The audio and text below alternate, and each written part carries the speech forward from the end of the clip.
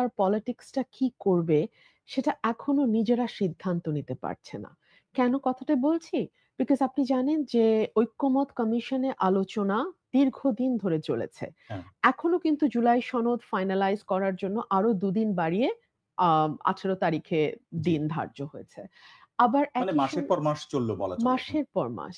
এবং একই সঙ্গে আমরা দেখলাম যে জামায়াতে ইসলামী যখন আন্দোলনের কথা বলছে, তখন তারা আবার আলোচনার টেবিলেও বসছে। হুম, আমরা দেখলাম হঠাৎ করে পিয়ার পদ্ধতি নিম্নকক্ষে আনবার জন্যে হুম। তারা একেবারে আন্দোলনের ডাক দিল। ৫ দফা। হুম, ৫ দফা। এখন আবার আমরা লক্ষ্য করছি যে তারা নতুন করে এখন বলছে যে গণভোট হবে। হুম, ঐক্যমত জুলাই সনদ বাস্তবায়নের জন্য যে ঐক্যমত হয়েছে সেটার উম আ যে গণভোটের কথায় একমত হয়েছে দলগুলো, সেই গণভোটটা হতে হবে নভেম্বরে। হুম। সো এই যে একেকবার একেক রকম দাবি নিয়ে সামনে আসা, এটা কেবলমাত্র যে সাধারণ মানুষের মধ্যে কনফিউশন তৈরি করছে তাই নয়।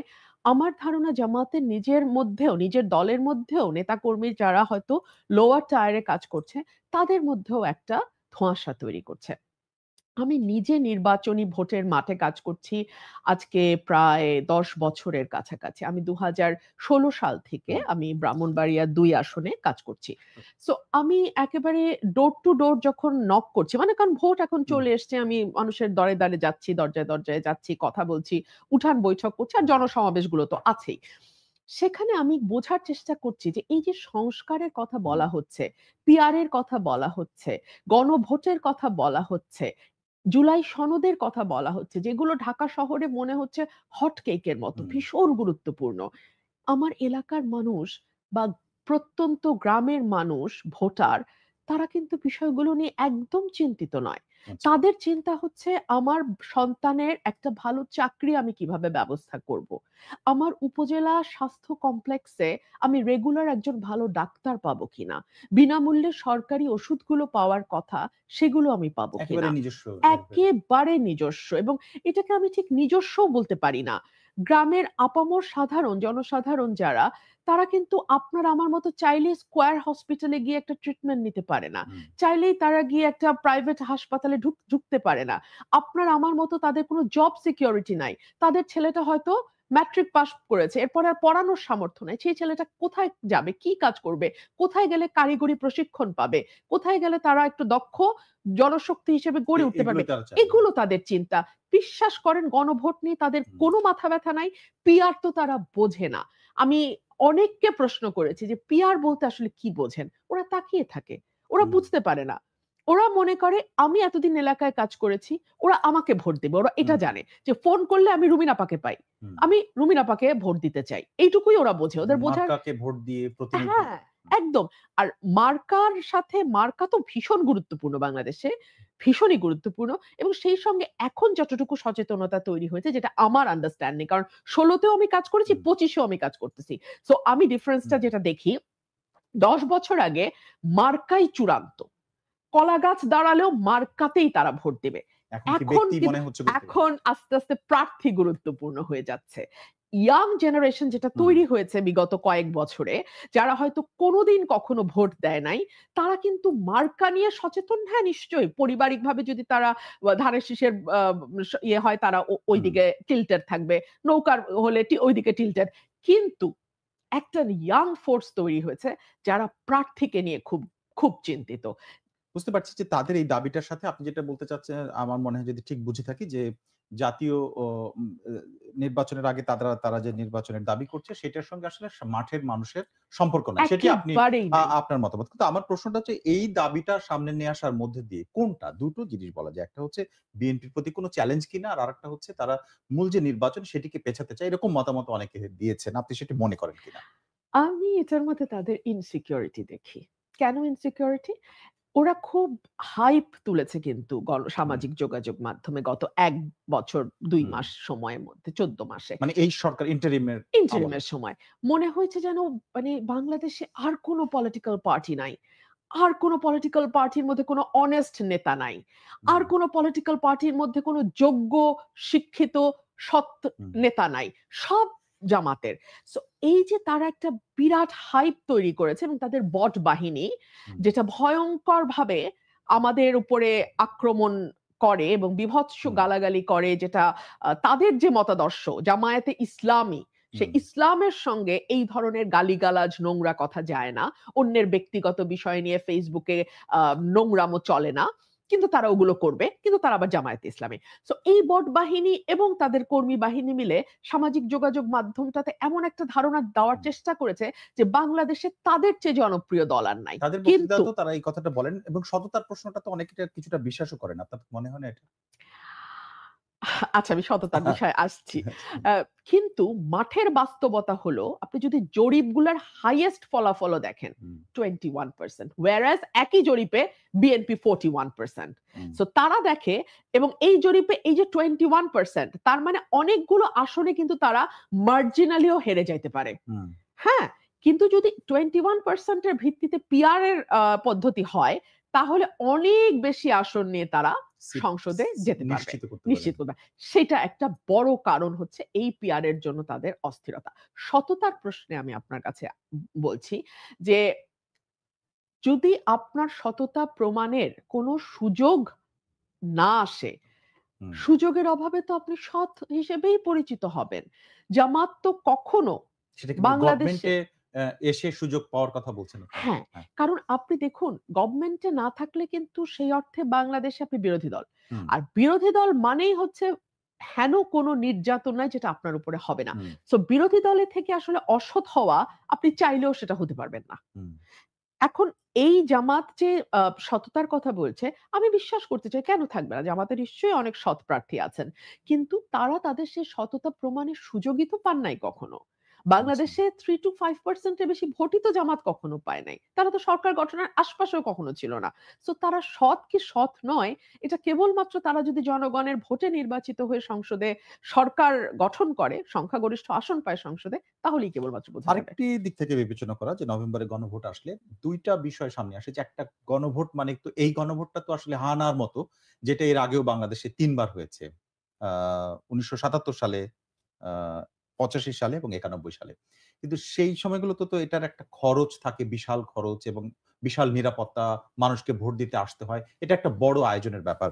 সেইটা আসলে কোন এইটা সামলানো এই গভর্নমেন্টের বিষয়ে আপনার কি মনে হয় এটা কি একটু ঝুঁকিপূর্ণ হয়ে যায় কিনা?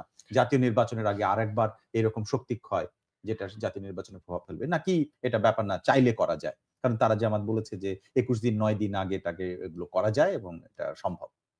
দেখুন জবা ভাই, ৭৭ আর ৮৫ তে যে হুম, গণভোটটা হয়েছে, ওটা হা না ভোট। হ্যাঁ, তৎকালীন সরকার আ তার কাজ কন্টিনিউ করতে পারবে হুম, কিনা, সেখানে মানুষের সমর্থন আছে কিনা, সেই বিষয়ে মানুষ হা বা না হুম, এর মাধ্যমে উত্তর দিয়েছে। হুম, আর ৯১ সালে যে গণভোট হয়েছে, সেটা হচ্ছে রাষ্ট্রপতি শাসন ব্যবস্থা থেকে সংসদীয় শাসন ব্যবস্থা বা প্রধানমন্ত্রী সংসদ মানে ব্যবস্থা পদ্ধতিটা ভিন্ন। পদ্ধতিটা। মানে এই আপনি হুম, কোন পদ্ধতি চান? আপনি কি প্রধানমন্ত্রী পদ্ধতির সঙ্গে হা তে আছেন না না তে আছেন? নাতে আছেন। এই এটা। এখন আপনি আমাকে বলেন, এই যে জুলাই সনদ, হুম, এখানে ৮৪ টা ধারা। হুম, ৮৪ টা ধারার মধ্যে ধরুন ১ম ৫ টার সঙ্গে আপনি দ্বিমত করছেন। আমি ২য় ৫ টার সঙ্গে দ্বিমত করছি। আরেকজন ৩য় ৫ টার সঙ্গে দ্বিমত করছে। হুম। আরেকজন ৪র্থ ৫ টার সঙ্গে দ্বিমত। এইরকম ভাবে পারমুটেশন কম্বিনেশন এ হাজারটা লক্ষটা উত্তর হতে পারে। কাজে এখানে হা না যাওয়া কঠিন। হা না যাওয়া তো কিভাবে হয়? আমি তো হুম, আমার বোধে আমার বুদ্ধিতে কুলায় না। হুম, হয়তো আমার বুদ্ধি কম, সেজন্য আমি বুঝতে পারছি না। কিন্তু এটাতে আমি হা না তে আপনি আনবেন কি করে? হয় আপনাকে ৮৪ টাতেই একমত হতে হবে, হুম। এই যে অথবা আপনি ৮৪ টার একটাতেও একমত হলেন না। আমি একটু বলি, হুম, যেহেতু জুলাই সনদের ব্যাপারে আমি গ্রামের মানুষের সঙ্গে কথা হুম, বলেছি। আমাদের রিয়াল ভোটার যেটা গ্রামে, কিন্তু উনার যেই ভোট, যিনি মানে হুম, এই সনদ বোঝেন, তার যেমন জয়টা ভোট, সনদের ব্যাপারে যিনি পান্ডিত্য অর্জন করেছেন তারও কিন্তু সেইম। Same vote. হুম, হ্যাঁ?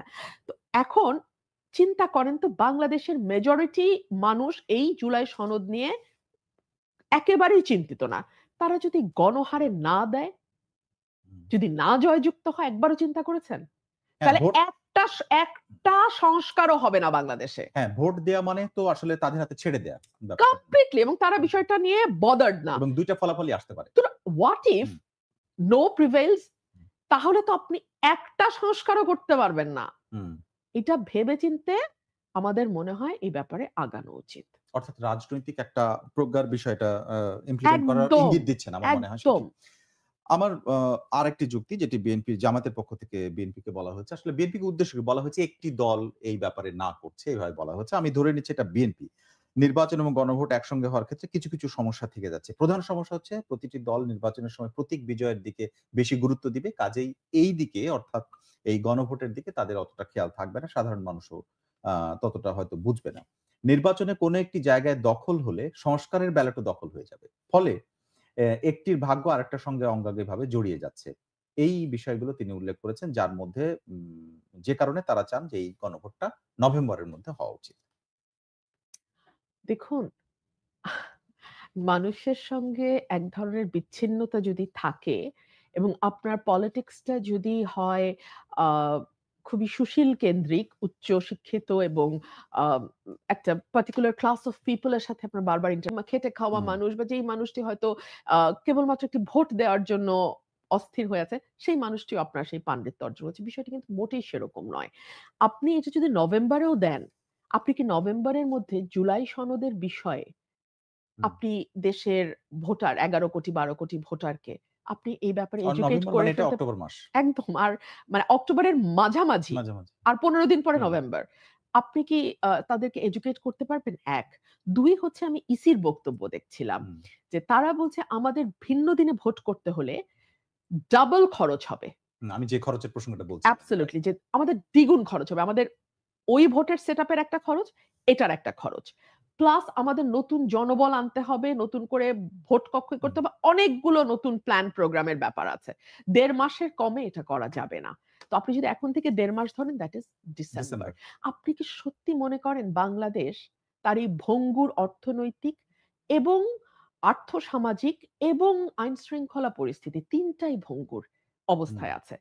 এই অবস্থায় আপনি পরপর ২ টো নির্বাচন ১ মাসের ব্যবধানে করতে পারবেন?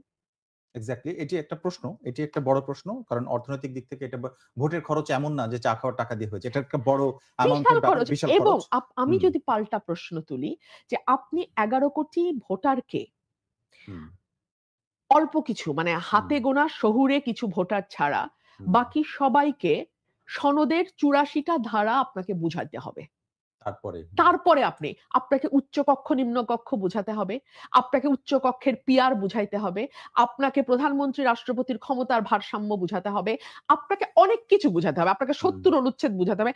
Do you really think it is possible? সবাইকে পলিটিক্যাল সায়েন্স এ আসলে একটু অভিজ্ঞ করে নিলে তাই না? সম্ভব।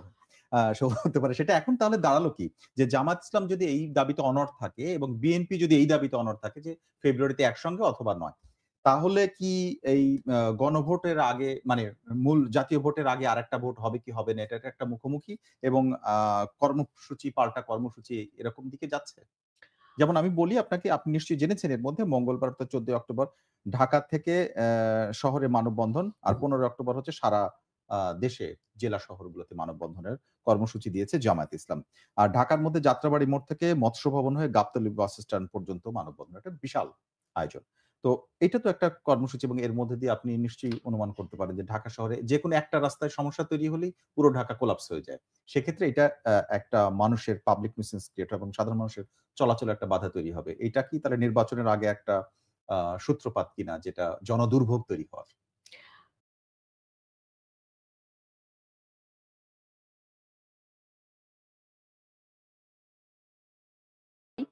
সেট সেই পরিমাণ নয়। ২ নাম্বার কারণ হচ্ছে যতদিন পর্যন্ত একটি অন্তর্বর্তীকালীন সরকার আছে দায়িত্বে, ততদিন পর্যন্ত জামাত যে পরিমাণ আ ক্ষমতা এক্সারসাইজ করতে পারে, পাওয়ার এর যতটা কাছাকাছি থেকে তারা এক ধরনের কি বলবো? এক ধরনের ক্ষমতাকে আ পাশাপাশি থাকার যে একটা আনন্দ বা একটা আ মানে একটা সুবিধা, হুম, সেটা তারা যেভাবে ইউটিলাইজ করতে পারে, যেই মুহূর্তে একটা নির্বাচন হবে, হুম, যেই মুহূর্তে একটা জনগণের হুম। সরকার আসবে, জামাতের হাতে তো ওই ক্ষমতাটা আর থাকবে না। ওই ক্ষমতা এক্সারসাইজ করার যেই একটা আনন্দ, সেটা তো থাকবে না। এই মুহূর্তে করছে বলে মনে করেন আপনি? সার্টেনলি, হুম। সার্টেনলি এবং আ এইটা তারা এই জামাত কি মুহূর্তে আসলে পুরোটা করছে ছাড়তে নাকি চাইছে না। আংশিকভাবে? অন্তত ভোট হলে পরে যতটুকু করতে পারবে তার চেয়ে অনেক বেশি তারা ওকে। করছে। সো এই এই ক্ষমতা এক্সারসাইজ এর যে আনন্দ সেটা থেকে তারা কেন নিজেকে বঞ্চিত করবে? যতদিন এই সরকারটাকে লিঙ্গার করা হুম, যায়, আপনি বিশ্বাস করেন যেই দলটি ভোটে ক্ষমতায় যাবে, সেই দলটি বাদ দিয়ে আর প্রত্যেকটা দল এখন যতটুকু ক্ষমতা এক্সারসাইজ করতে পারছে, সেটা তারা তাদের জন্মের পর থেকে কখনো পারে নাই। ওকে। এবারে আসি এই যে আমি কর্মসূচির কথা বললাম এবং এরপরেও তারা কর্মসূচি দিতে পারে এবং এটা তারা দাবি করছেন যে এই যৌক্তিকতা আছে এই কথাগুলো বলছেন এবং বিএনপি বলছে যে পরে। এর মধ্যেটা এটা যদিও এই দাবিটা তারা সরকারের কাছে করছে। সরকার মানে ইসির সাথে এবং ইসির সাথে আজকে বৈঠক করেছে। ইসি বলছেন যে সরকার যদি চায় আমাদেরকে বলে আমরা এটা করব। এই ক্লজে এরকমভাবে উত্তর দিয়েছে। আমার প্রশ্নটা আপনাদের কাছে যে বিএনপি এটাকে হুমকি মনে করে কিনা? কোনটাকে? এই যে তারা এই দাবিটা সামনে নিয়ে আসছে জাতীয় নির্বাচনের আগে। না, একদম না, একদম না। কারণ আমাদের বিশ্বাস মানুষের উপরে। হুম, আমাদের বাংলাদেশের জনগণ ছাড়া আমরা আর কারো ক্ষমতায় বিশ্বাস করি না। মানুষ কিন্তু ভোট চাইছে। এবং মানুষ যে ভোট চাইছে তার একটা বড় ম্যানিফেস্টেশন হচ্ছে আমরা কিন্তু অনেকেই এট লিস্ট আমি আমার হুম, এলাকায় ১ মাস ধরে নির্বাচনী জনসভা করছি। এবং সেই জনসভাগুলোতে মানুষের ঢল নেমে আসছে। এবং হুম, মানুষের মধ্যে যে উচ্ছ্বাস এবং যে হুম, আনন্দ যে একটা নির্বাচন সামনে আসছে, তারা তাদের পছন্দের প্রার্থীকে ভোট দেবে। এবং আমি আমার জনসভায় ইভেন এই কথাও বলেছি যে, "আপনার যদি আমাকে ভালো না লাগে, আমাকে আপনার ভোট দিতে হবে না। কোনো অসুবিধা নাই। কিন্তু আমরা এমন একটা ভোট চাই, হুম। যাতে আপনি আপনার পছন্দের প্রার্থীকে ভোট দিতে পারেন।" ওকে। সো এই যে হুম, মানুষের মধ্যে একটা আনন্দ এবং উচ্ছ্বাস আমি দেখছি, দেশটা কিন্তু এখন নির্বাচনমুখী। হ্যাঁ, সো একটা দল তার গুটি কয়েক কর্মী সমর্থক নিয়ে বা Facebook এ হাইপ তুলে আ হুম। তারা যদি মনে করে যে তারা নির্বাচনের ট্র্যাক চেঞ্জ করে দিতে পারবে, আমরা সেটা মনে করি কিন্তু না। দল হিসেবে যদি আমি বলি, এবারে আওয়ামী লীগ যেহেতু মাঠে নাই, মানে নির্বাচনের মাঠে নাই, তারা নির্বাচন করতে পারছে না। তাহলে বিএনপির সামনে তাদের প্রতিপক্ষ হিসেবে এবারের নির্বাচনের মাঠে মূলত জামাত তো আছে। আপনারা জামাতকে প্রতিপক্ষ মনে করেন? নাকি বামপন্থী যে অন্য দলগুলো বা মধ্যপন্থা বলে যারা বলছে তাদেরকে প্রতিপক্ষ মনে করেন? নাকি কিভাবে ভাবছেন এটাকে? আমরা সেভাবে প্রতিপক্ষ কেন বলব? রাজনীতিতে প্রতিদ্বন্দ্বিতা থাকবেই। আচ্ছা, হ্যাঁ? ১ আর ২ হলো যে নির্বাচনের আগে সমীকরণ অনেক পাল্টে যেতে পারে। আ ওকে। বিভিন্ন জোট তৈরি হবে, নতুন জোট আসবে অথবা আগে থেকে যে জোটগুলো ছিল সেখানে হয়তোবা দেখা যাবে যে সেখানে কিছু ভাঙনও হতে পারে। মানে অনেকভাবেই সামনের কয়েকটা মাস ৩ মাস খুবই ক্রুশাল। সো এই ৩ মাসে অনেক অঙ্ক হয়তো পাল্টে যাবে। আর জাতীয় পার্টি নির্বাচনে আসবে কিনা সেটা নিয়ে কিন্তু এখনো হুম। আমরা স্পষ্ট কোনো বার্তা পাই আচ্ছা নাই। এই প্রশ্নটা কেন হচ্ছে? কারণ আওয়ামী লীগের যেমন কার্যক্রম নিষিদ্ধ হ্যাঁ, এবং ছাত্রলীগের হচ্ছে তারা নিষিদ্ধ। মানে দলটাই রাইট। নিষিদ্ধ। তো এই যে যেমন একটা পরিষ্কার নির্দেশনা আছে, সেইটা নিয়ে সমালোচনা আছে কি না আছে সেটা আলাদা। আলাদা বিষয়। কিন্তু এটা একটা পরিষ্কার ব্যাপার আছে আমাদের কাছে। অ্যাবসোলিউটলি। কিন্তু জাতীয় পার্টির ব্যাপারে এখন পর্যন্ত কোনো পরিষ্কার ঘোষণা নাই। এক্সিকিউটিভ পাওয়ার থেকে যে একটা ঘোষণা দেয়া তাদের কার্যক্রম নিষিদ্ধ সেটাও নাই। আবার আইনি কোনো ডিসিশন ও আমরা পাইনি। তাহলে কেন নির্বাচনে তারা আসবে কি আসবে না এই প্রশ্নটা মানে কোন জায়গা থেকে আসছে? আমার মনে হয় প্রশ্নটা তোলা হচ্ছে হুম, ইচ্ছাকৃতভাবে। বিকজ যেহেতু তাদের উপরে নিষেধাজ্ঞা নাই, হুম, প্রত্যক্ষ পরোক্ষ কোনো কিছুই নাই, হুম, স্থগিতাদেশ নাই। সো পলিটিক্স এর মাঠে তারা কাজ করবে। পলিটিক্স এর হুম। মাঠে তারা কাজ করছে এটাই আমরা ধরে নেব। মানে আ কাগজে কলমে হুম, এটাই আমরা ধরে নেব। সো সেটা যদি আপনি ধরেন তারা যদি নির্বাচনে আসে, হুম। তাদের ভোট ব্যাংকে আওয়ামী লীগের অনেক ভোট যেতে পারে বলে অনেকেই মনে করছে। মনে করছি। সো ভোটের হিসাব-নিকাশ কিন্তু অনেক জায়গায় পাল্টে যেতে পারে। হুম। কে যে কাকে ভোট দেবে আমাদের আমরা তো জানি না। আমরা জানি না। হুম। আমাদের চাওয়া শুধু এইটুকুই যে আপনি আপনার পছন্দের প্রার্থীকে নির্ভয়ে ভোট দিন। এতে যেই আসুক বাংলাদেশকে একটা হুম। আ মানে ডেমোক্রেটিক ট্রানজিশন এ ঢুকতে হবে। এই প্রত্যাশা নিশ্চয়ই সুন্দর এবং এটা সব নেতারাই বলছেন। বিএনপিরও বলছেন, অন্যরাও বলছেন একই কথা। কিন্তু ভেতরের প্লাস গত বছর ১.৫ মাসে তারা যা করেছে জুলাই, হুম, অগাস্টে এটার জন্য তারা এখনো কিন্তু কোনো দুঃখ প্রকাশ, ক্ষমা চাওয়ার আশপাশে নাই। উল্টো আমরা যেই আ হুম। ক্লিপ গুলো ফাঁস হতে দেখেছি, সেখানে আমরা খালি প্রতিশোধ নেয়ার কথা শুনেছি। আমি গুনে নিয়েছি, আমি দেখে নিবো হ্যাঁ, তারা খুব এবার সরাসরি বলেছেন খুব এটা সরাসরি, শুনেছি। খুব সরাসরি। হুম, এগুলো কিন্তু আওয়ামী লীগের যারা আ মানে আমি বলব এডুকেটেড এবং মানে যাদের সচেতন ভোটার যারা, হুম, তারা কিন্তু খুব খুশি হয়নি এ ধরনের হুম, কথায়। আওয়ামী লীগের সবাই যে একেবারে নির্মূলে বিশ্বাস করে, হ্যাঁ, হয়তো মানে ধরা হয় যে দলের নেতার হুম, চারিত্রিক বৈশিষ্ট্যই কর্মীরাও ধারণ করে। তো তাই বলে সবাই তো আর দলের কর্মী না, না। প্রচুর ভোটার আছে। ভোটার আছে। প্রচুর ভোটার যারা আছে। কর্মী না। যারা হুম, কর্মী না। হুম। তো তারা হয়তো বিরক্ত, তারা হয়তো রুষ্ট, তারা হয়তো একটু বেটার অপশন খুঁজতে পারে। এইখানেই কিন্তু প্রার্থীর ক্যারিশমাটা চলে আসবে। প্রার্থী যদি আপনি এমন কোন দেন ব্যক্তি যদি তাদের মন জয় করতে পারে। হ্যাঁ, হ্যাঁ। এক্সাক্টলি। এইখানে প্রার্থী যদি যোগ্য, সচেতন, সৎ, হুম, কোন রকম কোন ব্যাকল্যাশ নাই, হুম, শিক্ষিত প্রার্থী হয়, হুম। এই সচেতন ভোটাররা কিন্তু সেই প্রার্থীর দিকে চলে যায়। এখন সেই প্রার্থী জামাতের হলে জামাতের দিকেও যেতে পারে। সেইরকম প্রার্থী বিএনপির হলে বিএনপির দিকে যাবে। সেরকম প্রার্থী জাতীয় পার্টির হলে জাতীয় এখানে পার্টির আমার দিকে যাবে। মানে ২ টো যুক্তি কাজ করে। একটি হচ্ছে যে জামায়াত ইসলামের সাথে আদর্শিক যে জায়গা এবং আওয়ামী লীগের যে রাজনৈতিক অবস্থান ছিল বা আছে আমি মনে করি, সেটাতে তারা হচ্ছে ১৯৭১ এর প্রশ্নে তারা মুখোমুখি। তাই তো? হুম, একদম, একেবারে মুখোমুখি তারা। একদম। তাহলে তাদের যদি আদর্শ ধারণ করে কেউ ভোটার থাকে বা এই এটাতে বিশ্বাস করে, তারা কি জামায়াতের ভোটারে যাবে? মানে ভোট দিবে প্রার্থী দেখেই এটা আসলে আ বিশ্বাসযোগ্য কিনা একটি প্রশ্ন। আরেকটি প্রশ্ন হচ্ছে বিএনপির ক্ষেত্রে। বিএনপির সাথে আদর্শিক খুব একটা আমার মনে হয় না। যতটা না তার থেকে বেশি হচ্ছে বিএনপির সাথে রাজনৈতিক হিংসা প্রতিহিংসার প্রতিহিংসা। সম্পর্কটা আওয়ামী লীগের সবচেয়ে বেশি মাঠে প্রতীয়মান হয়। মানে দেখা গেছে এতদিন। তো সেই আ মানে প্রতিহিংসার শিকার হওয়ার পরেও আবার বিএনপিকে ভোট দিবে আওয়ামী লীগের কর্মীরা। এটা আসলে বিশ্বাসযোগ্য কিনা? আওয়ামী লীগের কর্মীরা জামাতে যেতে পারে যদি হুম, প্রোভাইডেড ওই এলাকার প্রার্থী হুম, এই অ্যাসুরেন্স দেয় যে আপনি নির্বিঘ্নে এলাকায় থাকতে পারবেন। আপনার বিরুদ্ধে কোনো মামলা হবে না। আপনি আপনার ব্যবসা-বাণিজ্য, চাকরি কন্টিনিউ করতে পারবেন। অর্থাৎ নিরাপত্তাটা তাদের প্রাইম ইস্যু হবে আচ্ছা। সো ফার জামাত ইস কনসার্নড। আর বিএনপির ক্ষেত্রে হুম, তারা চিন্তা করবে ভোটারের নেচারও কিন্তু এখানে কিছুটা এফেক্ট করবে। হুম, কোন ভোটার কেমন হুম, নেচারের, হ্যাঁ? বিএনপির ক্ষেত্রে তারা চিন্তা করবে যে আমার এলাকায় যদি আমরা একজন সৎ এবং ন্যায়পরায়ণ আ এমপি পাই, তাই। যিনি আমাদের উপরে বিনা কারণে খড়গহস্ত হবেন না। হুম, যিনি আ সুযোগ পেয়েছেন, ক্ষমতাসীন দলের সংসদ সদস্য হয়েছেন, আমার জমিটা নিয়ে নিচ্ছেন, হুম, কিংবা আমার দোকানটা নিয়ে নিচ্ছেন, কিংবা আমার ব্যবসাটা নিয়ে নিচ্ছেন। এরকম হবে না। উনার মধ্যে একটা ন্যায় নীতিবোধ আছে। আচ্ছা। এরকম যদি তারা দেখে তাহলে এজন্য বলছি প্রার্থী খুব ইম্পোর্টেন্ট ফ্যাক্টর হবে এই নির্বাচনে। এবারের নির্বাচনে। খুব এবারে আসি ইম্পোর্টেন্ট। বিএনপি পার্টি হিসেবে ২ টি প্রশ্ন সামনে এসছে। বিএনপির আন্তঃকন্দল এবং হচ্ছে বিএনপির একাধিক প্রার্থী এবং স্বতন্ত্র প্রার্থী হয়ে গেলে সেইটা বড় সমস্যা হবে এরকম অনেক মতামত আসছে। এবং এটাকে আপনারা ঝুঁকি মনে করছেন কিনা এবারের নির্বাচনে বিশেষ করে? বিএনপি একটি বিরাট দল হুম, এবং এই বিরাট দলটি ১৪, ১৮, ২৪ এ ৩ টা প্রতারণামূলক নির্বাচনের মুখোমুখি হয়েছে। ১৮ তে অংশ নিয়েছে কিন্তু সেটিও আপাদমস্তক একটা প্রতারণামূলক নির্বাচন। এই যে দীর্ঘ সময় ১৭ বছর ২০০৮ এর পরে ২৫, ১৭ বছর। এই ১৭ বছরে অনেক নতুন ক্যান্ডিডেট মাঠে এসছে। এই ১৭ বছরে অনেক নতুন ক্যান্ডিডেট যারা দীর্ঘ সময় জেল, জুলুম, মামলা, হামলার শিকার হয়েছে।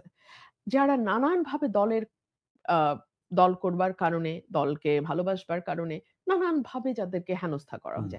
সো প্রত্যেকেই যার জায়গা থেকে মনে করছে যে সে ভালো ক্যান্ডিডেট। এবং একটা প্রতিযোগিতা তো প্রত্যেকটা কনস্টিটুয়েন্সি তেই আছে। এটাকে আমি হেলথি বলি। এটা স্বাস্থ্যকর। কারণ প্রত্যেকেই চেষ্টা করবে তার বেস্টটা হুম। দলকে দেয়ার। তার বেস্টটা এলাকার ভোটারকে দেয়ার। তার বেস্টটা মানুষকে শো করার। সো এটা যদি একটা পজিটিভ প্রতিযোগিতা হয়, why not? আর নির্বাচনে মনোনয়ন দেওয়ার ক্ষেত্রে অনেকগুলো জরিপ কাজ করছে।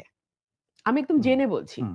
দলের ভেতরের জরিপ আছে, মানে দলের প্রকাশিত যে বাইরের সমস্ত জরিপ জরিপ আছে। নাকি এখন পর্যন্ত প্রকাশ হয়নি এরকম জরিপের কথা বলছেন? প্রকাশ হয়নি এরকম জরিপ আছে না হুম, দলে? হুম। অনেক জরিপ আছে। দলীয়, প্রতি ৬ মাস পর জরিপ হচ্ছে। দলীয় হ্যাঁ। দলীয় জরিপ। ৩ হুম, মাস পর জরিপ হচ্ছে। হুম, দলীয় জরিপ।